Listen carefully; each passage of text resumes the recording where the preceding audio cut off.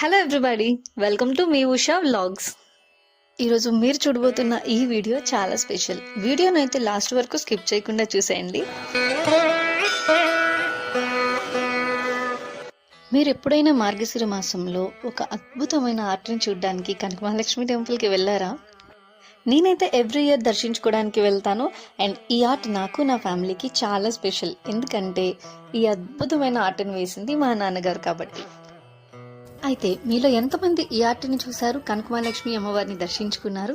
ఈ ఆర్ట్ కనుక మీకు నచ్చినట్టయితే నా వీడియో కింద కమెంట్ చేయండి. ఈ వీడియో నచ్చితే లైక్ చేయండి, షేర్ చేయండి, నా ఛానల్ని సబ్స్క్రైబ్ చేసుకోండి. లాస్ట్ వరకు చూసిన మీ అందరికీ థ్యాంక్ యూ సో మచ్.